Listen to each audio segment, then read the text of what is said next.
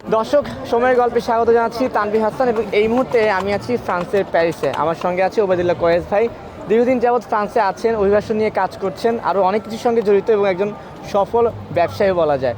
একটু জানতে চাই যে দূর এই প্রবাসী এসে কীভাবে তিনি সফল হলেন তার গল্পটাও শুনবো এবং প্রবাসী যারা আছেন, বাংলাদেশি এখানে আছেন বা বাংলাদেশ থেকে আসতে চান তাদের ব্যাপারে একটু পরামর্শ নিব।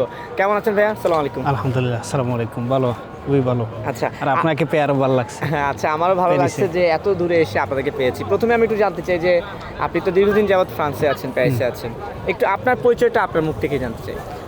আমি ওবায়দুল্লাহ কোয়েস, আপনি যেটা একটু আগে তুলে ধরলেন, এবং অভিবাসন নিয়ে কাজ করি। বিশেষ করে বাংলাদেশিরা এখানে যে প্রশাসনিক সমস্যায় ভুগে, এই সমস্যার সমাধানে আমার প্রতিষ্ঠান দীর্ঘদিন থেকে প্যারিসে এবং ফ্রান্সে কাজ করে আসছে, যেটার নাম হচ্ছে আইসা, সবাই এক নামে চেনে, এবং আরেকটা প্রফেশনাল প্রতিষ্ঠান ছিল যেটা আইসা প্রো। এই দুইটা প্রতিষ্ঠানের মাধ্যমে আমরা এখানে বাংলাদেশিদের প্রশাসনিক সমস্যার সমাধান নিয়ে কাজ করে যাচ্ছি এবং আরও বাংলাদেশিদের অন্যান্য দাবি দেওয়া নিয়ে দীর্ঘদিন থেকে ফ্রান্সে আমরা কাজ করতেছি। আচ্ছা কোয়েস ভাই, আমি বাংলাদেশ থেকে আসলো, আমি দেখলাম যে যাওয়া আসার পথে ভালোই বাংলাদেশি দেখা যায় এখানে। কেমন বাংলাদেশি আছে, কতজন আছে? আর এই যে বলছিলেন না যে প্রবাসীদের সমস্যা নিয়ে কাজ করছেন, এখানে আসলে বাংলাদেশি কমিউনিটির সমস্যাগুলো মূলত কি? এখানে প্রায় আমরা যদি বলি নন অফিসিয়ালি 1.5 লক্ষ বাংলাদেশি বসবাস করে, যতটুকু আমরা জানতে পারছি দূতাবাসের মাধ্যমে লক্ষের উপরে। তো আমরা এটা ধারণা করি 1.5 লক্ষ। আর মূলত বাংলাদেশের এখানে সবচেয়ে বড় সমস্যা যেটা হচ্ছে কাগজ, সহজ যেটা বলি, এখানে বসবাসের রেসিডেন্ট পারমিট যেটাকে বলা হয়, তো বসবাসের কাগজ না থাকার কারণে বাংলাদেশিরা সবচেয়ে বেশি সমস্যায় ভোগে এবং কাজেরও অনেকটা সমস্যা আছে এখানে। সহজে কাজ পাওয়া যায় না। এই কাজটা না পাওয়ার পিছনে ওই কাগজটাই, ফ্রান্সে বসবাসের বৈধ কাগজ যেটাকে আমরা বলি নিয়মিত হওয়া।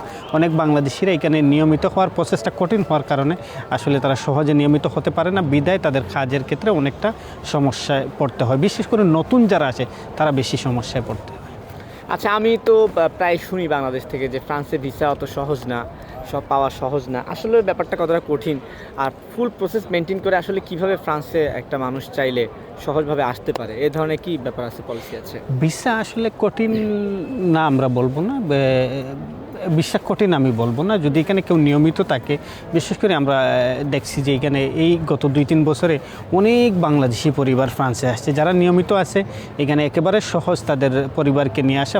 ফরাসি এখানের সকল প্রসেস মেনটেন করে বাংলাদেশে অবস্থিত ফ্রান্স দূতাবাসে তার পরিবারটি আবেদন করলেই সহজে ভিসা পেয়ে যাচ্ছে। এবং অনেকগুলো পরিবার, একটু আগে যেটা বললাম 2-3 বছরে অনেক পরিবার, 1000-এর উপরে পরিবার এখানে চলে আসছে এবং লিগ্যাল প্রসেসেই আসতেছে এবং এখানে সেই তারা কার্ড পাচ্ছে এবং তাদের বাচ্চা কাচ্চা এখানে স্কুলে পড়তেছে। ফ্রান্সের আরও 10টা বাচ্চা যেভাবে বড় হইতেছে, তাদের বাচ্চা ওইভাবেই বড় হইতেছে, ওইভাবেই লেখাপড়া করতেছে। কিন্তু তাহলে আমি একটু অবৈধ বাংলাদেশি প্রসঙ্গে আসি। আমি প্রায় বাংলাদেশ থেকে দেখি যে অনেকে বলে যে গেমের মাধ্যমে ফ্রান্স, ইতালি বিভিন্ন দেশে চলে যাওয়া বা অন্য দেশে এসে সেখান থেকে এখানে ঢুকে যাওয়া। আরও একটা ব্যাপার দেখেছি যে কোনোভাবে যদি ট্যুরিস্ট ভিসা নিয়ে প্রবেশ করা যায় তারপর পালিয়ে যাওয়া। আসলে আসলেই কি এত সহজ ফ্রান্সে? আমি আসলাম ট্যুরিস্ট ভিসায়, তারপর পালিয়ে চলে গেলাম, এত সহজ কি বিষয়টা? বা পালিয়ে গেলেও কি আসলে আদৌ কাগজপত্র সঠিকভাবে সহজে পাওয়া যায়? না, এখানে কাগজ পেতে হলে একটা প্রসেস মেনটেন করতে হয়। আমরা দেখি যে গেম যেটা বলছেন আপনি, লিবিয়া হয়ে বা অন্যান্য পারিপথে মানুষ আসে, তবে আমার কাছে মনে হয় যে এই পথে না আসাটাই উত্তম। কারণ এখন ফ্রান্সে আসলে অনেক কঠিন কাগজ পাওয়াটা, আর কাগজ না পেলে আপনি তো বুঝতেছেন এখানে টাকা খাওয়া বা প্রথম দিকে নিজেকে চালিয়ে নেওয়া অনেক কঠিন। বিশেষ করে প্যারিসে একটা ব্যয়বহুল শহর, এই শহরে বসবাস করা কিন্তু সহজ না। তো অনেকেই অনেক টাকা ঋণ করে বাংলাদেশ থেকে আসেন, পারিপথে আসেন, মনে করেন আসলে এইখানে মনে হয় আমি সোনার হরিণটা পেয়ে যাব, কিন্তু আসলে এত সহজ না। এখানে অনেক কষ্ট মানুষ। আমরা এই শহরকে মাঝে মাঝে আমি বলি মিথ্যের শহর। আমরা যেটা দেখি এই যে আলো জলমলে শহর, লাল নীল বাতির শহর, কিন্তু আসলে এর পিছনে অনেক গল্প আছে। আমাদের কাজ নাই, না থাকার কারণে কাগজ একটা সমস্যা, ভাষা একটা সমস্যা। কারণ পৃথিবীর সবচেয়ে কঠিন যে কয়েকটা ভাষা, এর মধ্যে একটা ভাষা হচ্ছে ফরাসি ভাষা, সেটা রপ্ত করা অনেক কঠিন। তো প্রথম দিকে এই ভাষাটা না জানার কারণে কাজ পাওয়া যায় না এবং অনেক মানুষ এইখানে হার্ট অ্যাটাক করে মারা গেছে। আপনি এই গত কয়েক বছরে দেখবেন এই নতুন যারা আছে, বিশেষ করে কাজ না পাওয়ার কারণে এই যে প্রতি মাসে তার ব্যয়টা সে নিজে বহন করতে পারে নাই এবং দেশে তার ফ্যামিলি ঋণ করে তারে পাঠাইছে, সেটার চিন্তা অনেক মানুষ এখানে হার্ট অ্যাটাক করে মারা যায়, অসুস্থ হয়ে যায়। তো আমি মনে করি যে আসলে খুব বেশি ঋণ করে আসার মানে এটা উচিত না। বিশেষ করে ফ্রান্সে মানুষ যেভাবে মনে করে ফ্রান্সে গেলেই আমি সোনার হরিণ পেয়ে যাব, এটা ইম্পসিবল, এটা সম্ভব না। আচ্ছা, আরেকটা বিষয় হচ্ছে, যেহেতু আপনি কত বছর হচ্ছে আছেন ফ্রান্সে? আমি প্রায় 15 বছরের কাছাকাছি। 15 বছর হয়ে গেছে। তো এই যে 15 বছরে তো অনেক কিছুই আপনি নিজ চোখে দেখেছেন। বাংলাদেশি কমিউনিটি যারা থাকে, এদের আসলে এখানকার থাকার ক্ষেত্রে কোন ব্যাপারগুলো খুবই সমস্যা, বা আপনার কাছে মনে হয় যেগুলো সলভ করলে ভালো হয়, সেটা সরকারি মাধ্যমে হোক, ক্যাম্পাসের মাধ্যমে হোক, বা কোন ব্যাপারগুলো ওনারা খুব বেশি ফেস করে, প্রবলেমগুলো? আচ্ছা, বাংলাদেশের এখানে সবচেয়ে বড় যে সমস্যা ফেস করে সেটা হইল রিসেন্ট একটা সমস্যা চলতেছে, এটা যেহেতু আপনি বলছেন প্রসঙ্গক্রমে, আমাদের পাসপোর্ট সমস্যা। এটা সব সময়ই থাকে বাংলাদেশে, যে সবচেয়ে বড় সমস্যা পাসপোর্ট। বিশেষ করে আমাদের নাম, প্রেনম, আমাদের ডাক নাম, ফ্যামিলিগত নাম, এই সমস্যার কারণে পাসপোর্ট ঝামেলা হয়ে যায়। অনেকের বার্থ সার্টিফিকেটে একটা নাম থাকে, পাসপোর্টে একটা নাম, আবার ভোটার আইডিতে একটা নাম। এই সমস্যার কারণে দেখা যায় যে তৃতীয় পক্ষ এখানে সুযোগ নেয়, তো অনেক বাংলাদেশির হয়রানির শিকার হয়। ইদানিং আরেকটা সমস্যা হচ্ছে, সহজে অ্যাপয়েন্টমেন্ট পাওয়া যায় না পাসপোর্ট রিনিউ করতে গিয়ে। তো এখানে দালালরা ঢুকে গেছে, অনেক দালাল এইখানে অ্যাপয়েন্টমেন্ট বিক্রি করতেছে, যার কারণে অনেক প্রবাসীরা তাদের এইখানে সহজে যে কার্ড করতে পারবে, ফ্রান্সে নিয়মিত হবে, এই ধরনের অনেক প্রশাসনিক কাজ আটকে গেছে পাসপোর্ট না হওয়ার কারণে। আমি সরকারের দৃষ্টি আকর্ষণ করব যে এই সমস্যাটা দ্রুত সমাধান করা হয়, যেহেতু এই সরকার, বিশেষ করে এই বিএনপি সরকার কিন্তু প্রবাসী বান্ধব সরকার আমরা জানি। তো এই সরকারের ভাবমূর্তি যাতে নষ্ট না হয়, এই বিষয়ে দূতাবাসও যাতে দ্রুত উদ্যোগ নেয়, প্রবাসীদের এই পাসপোর্ট সমস্যা উত্তরণের, যে পাসপোর্টের মানুষ হন্দেভু পাচ্ছে না, ফরাসিতে আমরা এটাকে হন্দেভু বলি, তো হন্দেভু পাচ্ছে না বিদায় তার আরও অন্যান্য প্রশাসনিক কাজগুলো আটকে গেছে। এটা যাতে দ্রুত সমাধান হয়, সরকার এবং দূতাবাসের দৃষ্টি আকর্ষণ করতেছি, সহজে সমাধান হোক। আর পাশাপাশি এখানে যে বাংলাদেশিদের যে সবচেয়ে বড় সমস্যা যেগুলো হচ্ছে বাসস্থান কেন্দ্রিক সমস্যা, নিয়মিত হোক আর অনিয়মিত সহজে এখানে বাসা পাওয়া যায় না, আর যেসব বাসা পাওয়া যায় এটা অনেক ব্যয়বহুল, বাংলাদেশিরা সহজে নিতে পারে না। সরকারিভাবে বাসা পেলে তাদের হয়তো, এটা ফ্রান্স সরকারের এটা বাংলাদেশ সরকারের কিছু করার নাই। কিন্তু বাংলাদেশ সরকারের কাছে আমাদের আরও কয়েকটা দাবি আছে। আমি এর আগেও কাজ করেছি, অতীতের সরকারের অনেক গুরুত্বপূর্ণ জায়গায় আমি দাবি জানিয়েছিলাম যে বিশেষ করে সরকারি করেছে লাশ প্রেরণ বাংলাদেশিদের, এই জিনিসটা যাতে করা হয়। আমরা জানি মধ্যপ্রাচ্যের অনেক দেশ থেকে সরকারি করেছে, কিন্তু লাস্ট নেই। একজন প্রবাসী সারাটা জীবন দেশের জন্য দিয়ে গেল, কিন্তু শেষ সময়টা আসলে তার জন্য মানুষের কাছে হাত পাততে হয়, কারণ অনেকে কিন্তু ইকোনমি করে না। তো শেষ পর্যন্ত মৃত্যুর পরে দেখা যায় আমরা বিভিন্ন দোকানে, বিভিন্ন জায়গায় গিয়ে এই মানুষটাকে দেশে পাঠানোর জন্য মানুষের কাছে হাত পাততে হয়। এই জিনিসটা যাতে না হয়, এই প্রবাসীটার লাশ যাতে সরকারি খরচে নেই, যে লোকটা সারা জীবন দেশের জন্য দিয়ে গেছে সরকারি খরচে, তার লাশটা যাতে যায়। আর আমাদের আরেকটা প্রাণের দাবি হইল, বিশেষ করে ফ্রান্স প্রবাসীদের দাবি হইল, যাতে প্যারিস টু ঢাকা ফ্লাইটটা চালু হয়। এটা নিয়ে আমরা অনেক দিন থেকে কথা বলতেছি, অনেক দিন থেকে এটা নিয়ে চেষ্টা করতেছি। এর আগেরও যিনি পররাষ্ট্রমন্ত্রী ছিলেন, ওনার সামনে আমি একটা প্রোগ্রামে বক্তব্য রাখছি, তো উনি পরে ওনার বক্তব্যের সময় বলছেন যে এটা হয়ে যাবে। তো আমরা এই কথার ফুলজুরি শুনছি, কিন্তু এটার বাস্তবায়ন হয় নাই, বাস্তবতা দেখি নাই। আমরা আশা করি এই প্রবাসী বান্ধব সরকার এটার একটা বাস্তব রূপ দিবে, প্যারিস টু ঢাকা ফ্লাইট চালু হবে। আমরা স্বপ্ন দেখি যে প্যারিসের আকাশে থেকে নামতেছে বাংলাদেশের পতাকা সহ বাংলাদেশ বিমান, এটাই আমরা চাই। ঠিক আছে কয়েস ভাই, আপনার সঙ্গে অনেক কথাই বললাম।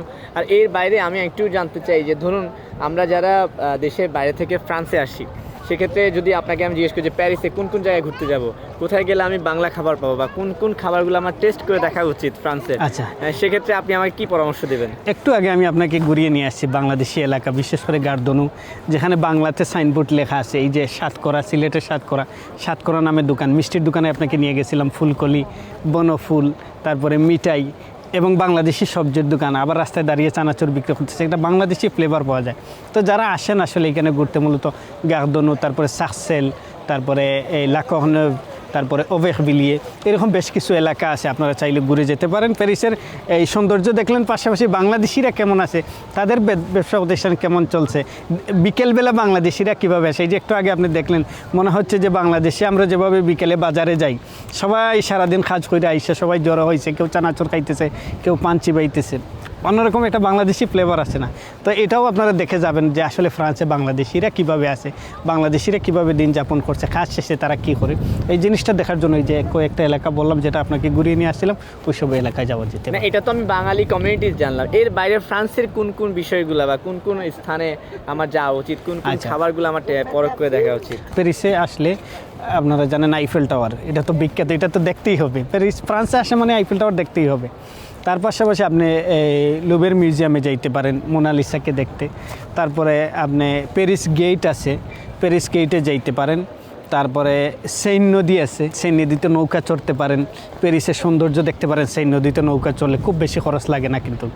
তারপরে এখানে অনেকগুলো পার্ক আছে, বিশেষ করে বাচ্চাদের নিয়ে আসলে ডিজনিল্যান্ড পার্ক, ওয়ার্ল্ডের বিখ্যাত পার্ক, শিশু পার্কে ডিজনিল্যান্ড যেতে পারেন। পাশাপাশি আরও অনেকগুলো এলাকা আছে, এই মুহূর্তে হুট করে আমার মাথায় আসতেছে না, যাইতে পারে না। খাবারের ক্ষেত্রে যেটা বলছেন যে প্যারিসে, বিশেষ করে প্যারিসের বিখ্যাত খাবার, প্যারিসে তো বাগেট আছে, সবাই বাগেট খায়, যে লম্বা রুটির মতো। হ্যাঁ হ্যাঁ, আমি দেখেছি এত লম্বা লম্বা লম্বা, বিশাল লম্বা, মনে হয় যে কেউ মারতে কোনো এই কি লাঠি নিয়ে আসতেছে। তো এই বাগেট ট্রাই করতে পারেন। তারপরে আরও বিভিন্ন ধরনের প্লা আছে, সোমো, তারপরে রিওলে, তারপরে অন্থকুত, এরকম আর অনেকগুলো প্লা আছে ফরাসি ঐতিহ্যবাহী প্লা, যেগুলা ট্রাই করা যেতে পারে। আচ্ছা ঠিক আছে, আপনার সঙ্গে হুট অনেক করে আড্ডা আমার দিয়েছি। মাথায় আসতেছে না অনেক। অনেক আড্ডা দিয়েছি, শেষ করব একটা বিষয় নিয়ে, সেটা হচ্ছে যে ফ্রান্সের ল্যাঙ্গুয়েজ অনেক কঠিন। আমি যদি ভুল না করি আপনি ভালোই ল্যাঙ্গুয়েজ পারেন ফ্রান্সের, একটু দুই একটা আমাদেরকে বলেন আর শেখান না দেখি। হ্যাঁ, যেমন কারোর সাথে দেখা হয়, বেশিরভাগ সবাই আমরা যেটা ভালো আসনি, সিলেটি যদি আমি বলি আমার বাসায়, আমার জন্মস্থান সিলেটে, বালানি, তো এটা সহজ ফরাসি হইলে কি সাবা, তো সাবা, তো আপনি বলবেন আমাকে ওই সাবা, মানে হ্যাঁ আমি ভালো, ভু আপনি কেমন আছেন, বা আমি ভালোবাসি, জুতেম বলা যায়, আমি কাউকে যদি ভালোবাসি তাকে বলতে হইলে জুতেম, আমি তোমাকে ভালোবাসি, এইরকম বলা যেতে পারে।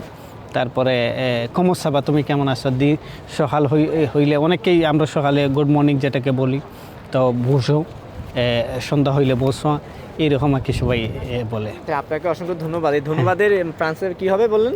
কি হবে? মের্সি বুকু, মের্সি। মের্সি আ তুস, মের্সি আ সবাইকে তুস। ধন্যবাদ। হ্যাঁ, সবাইকে ধন্যবাদ। ঠিক আছে, এতক্ষণ আড্ডা দিচ্ছিলাম কয়েস ভাইয়ের সঙ্গে, যেহেতু প্রবাসীদের নিয়ে কাজ করছেন, অভিবাসন নিয়ে কাজ করছেন, অনেক ইনফরমেশন আমার নিজেরও জানার ছিল, জেনে নিলাম। আশা করি ভালো লেগেছে, বিশেষ করে যারা ফ্রান্সে আসতে চান তাদের উপকারে লাগবে। যে যেখানে থাকবেন ভালো থাকবেন। আপাতত ফ্রান্সের প্যারিস থেকে বিদায় নিচ্ছি। আল্লাহ হাফেজ।